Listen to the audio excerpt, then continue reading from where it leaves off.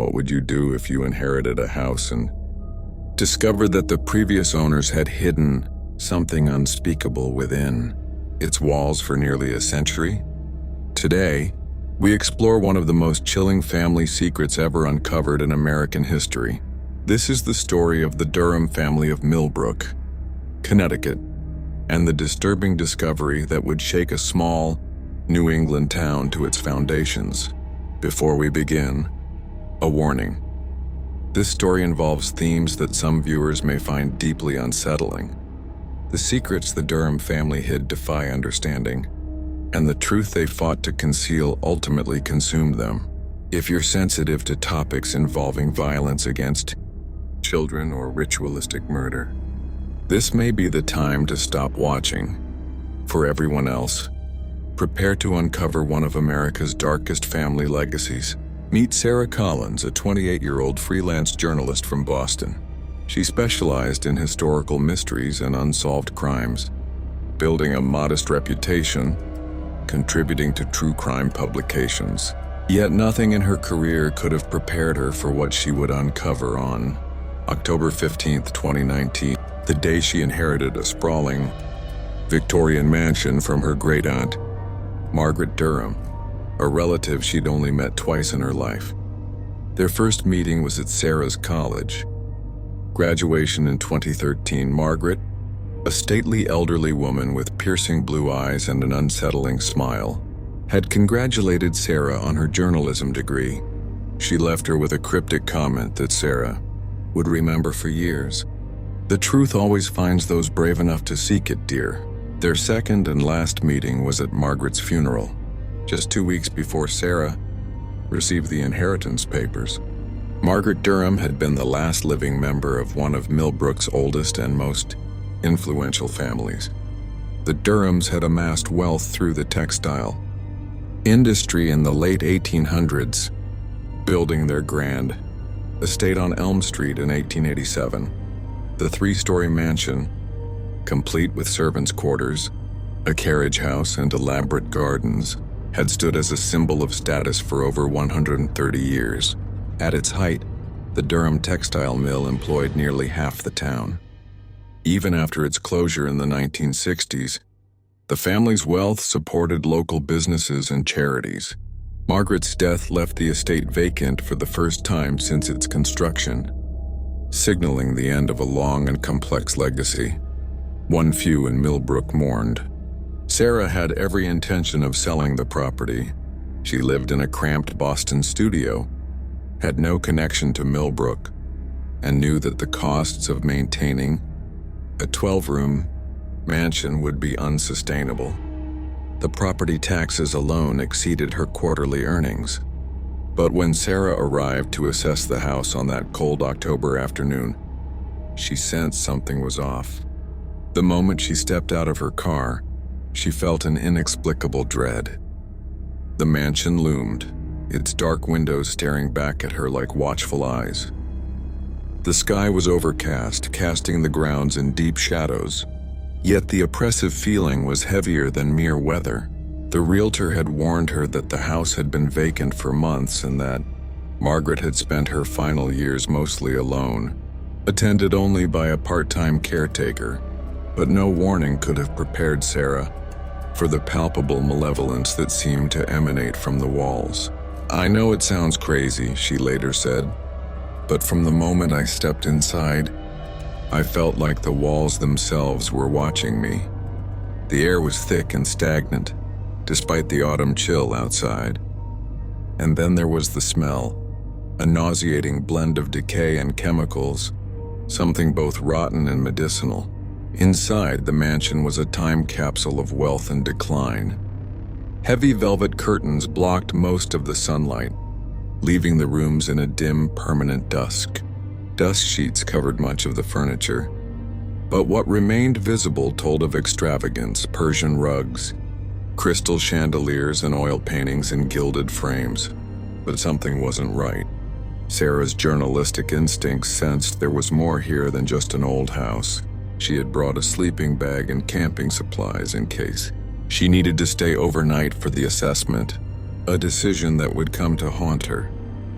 Instead of leaving to return with the realtor, she resolved to spend the night and investigate. Her exploration started on the first floor, where she found typical grand Victorian rooms, a formal parlor lined with bookshelves, a large dining room, and a kitchen with its original cast-iron stove, albeit partially modernized in the 1950s. But in the study, she uncovered her first clue. A desk drawer had been forced open recently, scattering its contents. Among the papers, she discovered letters spanning decades, addressed to the keeper, and signed with initials rather than names. The correspondence was cryptic, referencing deliveries, ceremonies, and the continuation of traditions. One letter from 1994 read, "The Thomas arrives next month. Preparations are in place per the ancient protocols. The family is eager for the harvest." Shaken, Sarah photographed everything. She continued to the second floor, where she encountered portraits of Durham family generations, each with an odd number of children. Yet in every photo, faint outlines suggested a figure had been cut away, always a child between 12 and 16 years old. The remaining family members shared a peculiar expression, a mix of grief and something eerily close to satisfaction. On the third floor, in a child's bedroom decorated with faded sailboat wallpaper, she noticed a patch near the window where the wall seemed newer. Pressing on it revealed a hollow space. Retrieving a kitchen knife, she carefully cut through the wallpaper, expecting insulation or newspapers. Instead, she discovered a hidden alcove containing preserved children's clothing, diaries, and dozens of photographs of boys who matched the missing figures from the portraits. The clothes spanned decades: knickers from the 1920s, dungarees from the 1940s, bell-bottoms from the 1970s, and modern garments. Each was labeled with a name, Thomas, where, and a date. Every diary bore the same name, written in different handwriting styles: Thomas. The entries spanned generations: 1926, 1941, 1967, 1984, 2003. Reading the oldest diary, Sarah uncovered an unimaginable pattern. Each Thomas arrived on his 12th birthday, lived with the Durhams for 1 year, and then nothing. The final entry in the first diary read, "Tomorrow is my 13th birthday. Mr. Durham says it's time for me to join the family permanently. I don't know what that means, but I'm scared."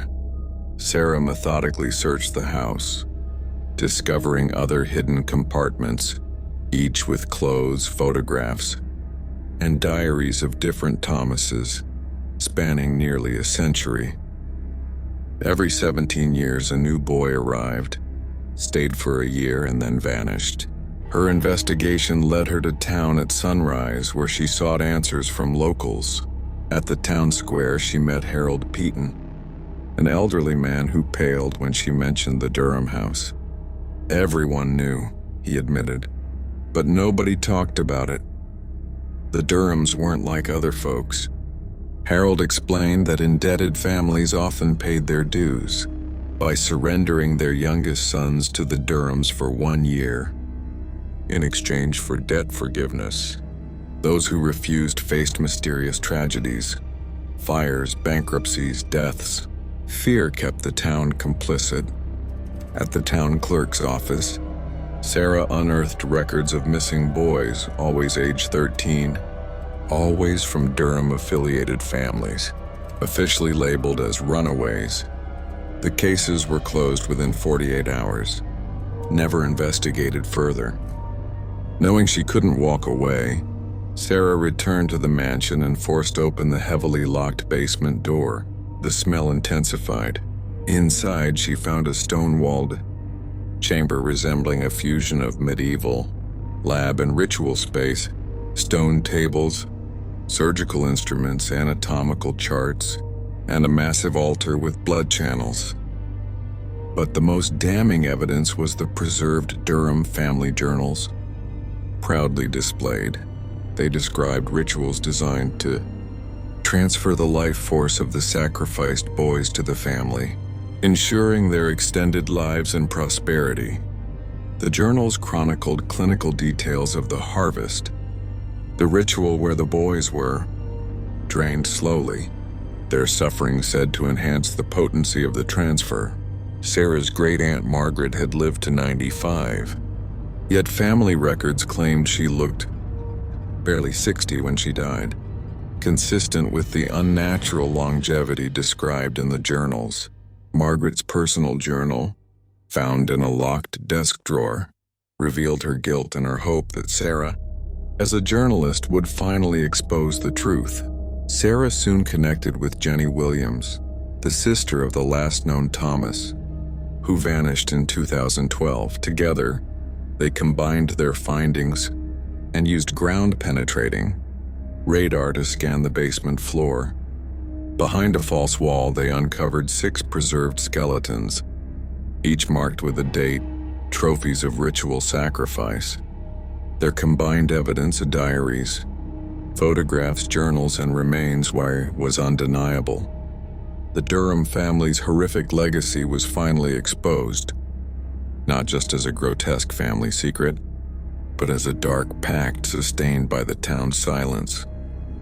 Disappeared documented the pattern of cover-ups, and even attempted to search the Durham property before being arrested for trespassing. When Sarah contacted her after finding Tommy's diary in the house, the 2 women joined forces to finally expose the truth.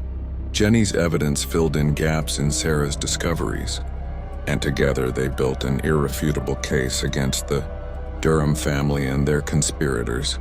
Sarah's discovery confirmed everything I'd suspected. The Durhams weren't just taking these boys, they were murdering them in ritualistic ceremonies.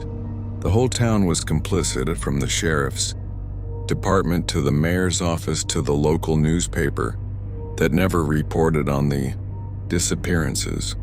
Armed with decades of evidence, photographs of the basement chamber, the preserved diaries, and testimony from Jenny Williams, Sarah and Jenny decided to perform one final search of the basement to find conclusive proof.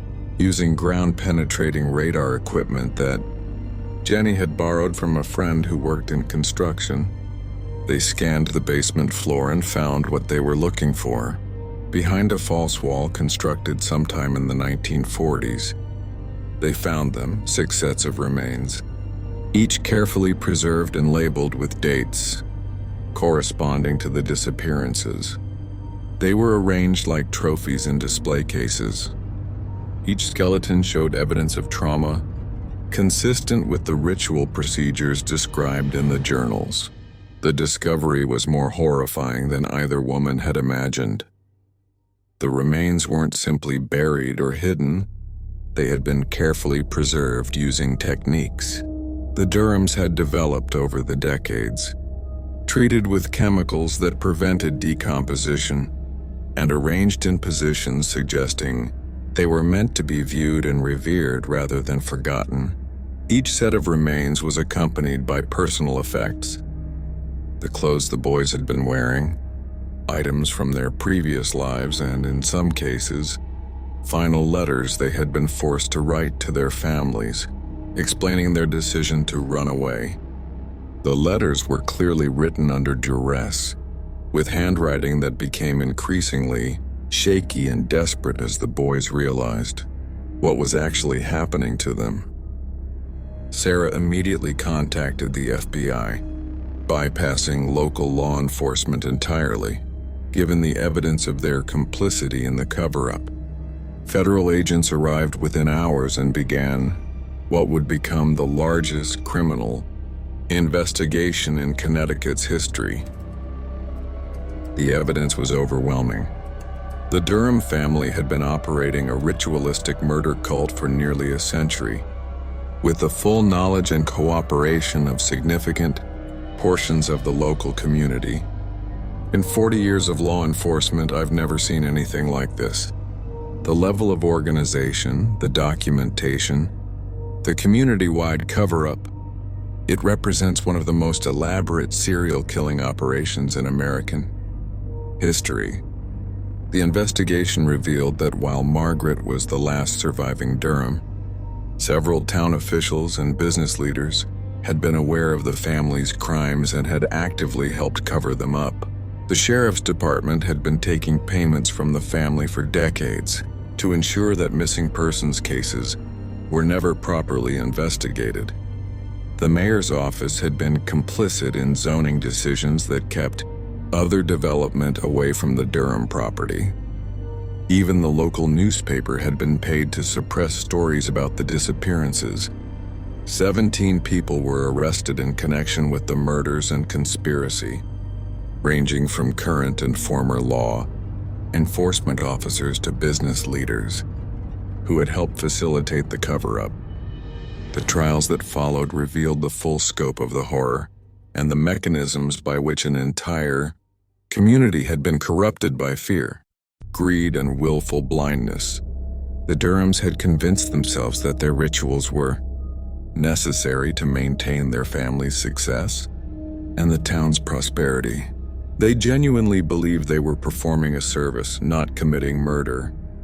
The defense attorneys tried to argue that the family had been operating under generations of mental illness, but the evidence showed careful planning and deliberate choices made by rational people who simply valued their own comfort over the lives of children.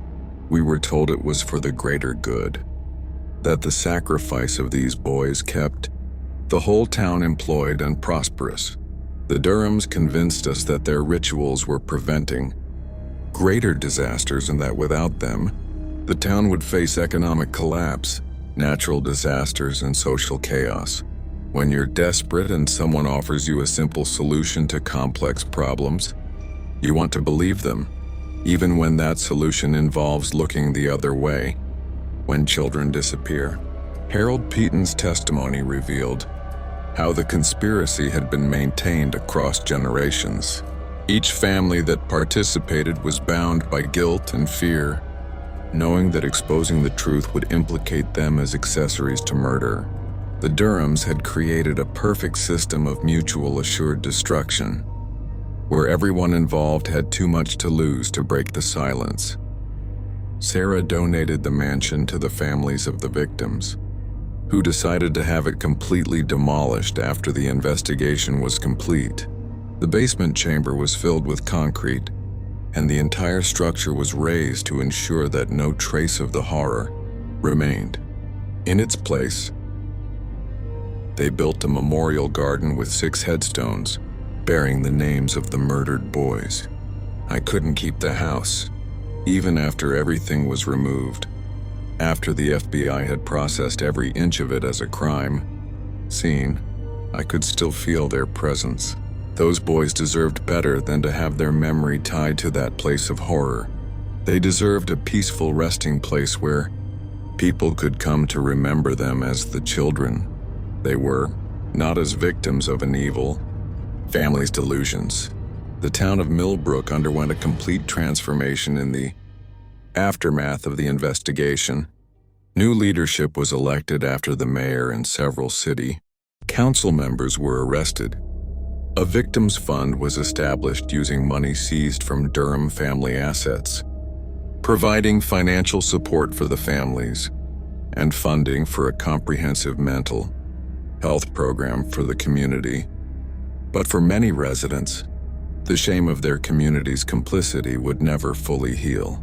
Justice for Tommy and the other boys was important, but it doesn't bring them back. What matters now is making sure something like this never happens again. We have to teach people to speak up when they see injustice, even when it's easier to look the other way. We have to create systems where vulnerable people can't be silenced or ignored. Beginning of next story. I spent my childhood summers there, exploring its many rooms, discovering hidden corners, and playing in the vast gardens my grandmother cared for with tireless dedication. Yet there was one room I was never allowed to enter, a locked bedroom at the end of the third-floor hallway. Whenever I asked about it, my grandmother would press her lips together and shake her head. "We don't speak of that," she'd whisper. "Some doors are better left closed." Of course, being curious, that only made me more determined to find out what was behind it. I would press my ear to the heavy oak door during storms, certain I could hear faint laughter from inside. Once I even tried peeking through the keyhole, but it was plugged. When I asked my mother, her face hardened. "We don't speak of the twins," she said sharply, then changed the subject. It was the only time I heard anyone mention twins in our family, and the memory stayed with me for years. After college, life pulled me away, and visits to my grandmother's house became rare.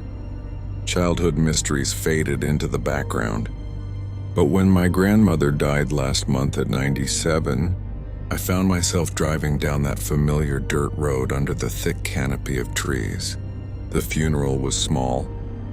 My grandmother had outlived her friends, and our family was always small. Just my mother, Aunt Catherine, and a few distant relatives. Without her, the house felt smaller, diminished. As I wandered its halls, the creaking floorboards echoed my footsteps, and I ran my fingers over dusty furniture and faded photographs. My mother found me in the library, staring at a portrait of my grandmother in her youth, her face vibrant, her eyes full of promise. "She left the house to you," my mother said softly, handing me a thick envelope sealed with wax, stamped by my grandmother's ring, an intricate rose design. Inside was a brass key and a letter written in her careful handwriting. "My dearest Eliza, if you're reading this, then I am gone. The house is yours now, along with its secrets. I've carried this burden too long. The key unlocks the third-floor room. What you find may disturb you, but you deserve the truth. The twins were born in 1952. Your grandfather and I were overjoyed. Twins hadn't been born in the family for generations, but joy soon became despair. There was something wrong with them, something I still can't describe. We did what we thought best, but fear and shame led us to terrible decisions. Their room remains as it was. Some may find that morbid, but I couldn't erase them. They were still my children. Forgive me, Eliza, and be cautious. Some doors once opened can never be shut again. With eternal love, Grandmother." I read it 3 times, my hands trembling more with each pass. The key felt unnaturally cold, like it had been stored away from light for decades. My mother watched from the doorway, concern etched on her face. "What does it say?" she asked. I hesitated, then lied. "Nothing important. Just house instructions." That night, after everyone left and the house settled into familiar groans, I stood before the staircase to the 3rd floor. The key was heavy in my pocket. Part of me wanted to throw it away, to honor my grandmother's silence. But curiosity drove me. The hallway was dark, the only light from the moon through a small window. Floorboards creaked beneath me as I passed dust-covered paintings and furniture shrouded in white sheets. When I reached the door, I paused. Was I ready to unearth a secret hidden for 70 years? Before I could back out, I inserted the key. It turned smoothly, as if the lock had been oiled. The door opened on silent hinges to reveal a room, bathed in silver moonlight, a preserved nursery, frozen in time. 2 cribs stood side by side, their paint yellowed. A rocking chair sat in a corner, with a knitted blanket draped over it. Shelves held wooden toys, cloth dolls, and tin soldiers untouched for decades. The air was stale but carried a hint of lavender, mixed with something unplaceable. I stepped inside, half expecting to hear the laughter I once imagined. But the room was silent. On a dresser between the cribs sat a silver-framed photo. I wiped away the dust and saw my young grandmother holding two infants wrapped in identical blankets. She smiled, but there was tension in her eyes. The cribs were empty except for small quilts, embroidered with the names Theodore and Theodora. As I ran my fingers over the stitching, I noticed a journal on the nightstand. The leather was cracked, its pages yellowed. The first entry, dated June 15, 1952, read, "Today I gave birth to twins, a boy and a girl. The labor was hard, but they're perfect, Theodore and Theodora." But soon the tone changed. June 20th, something is wrong. They cry, but not like babies. It's more like screaming. The doctor says colic, but their eyes, they seem knowing. It frightens me.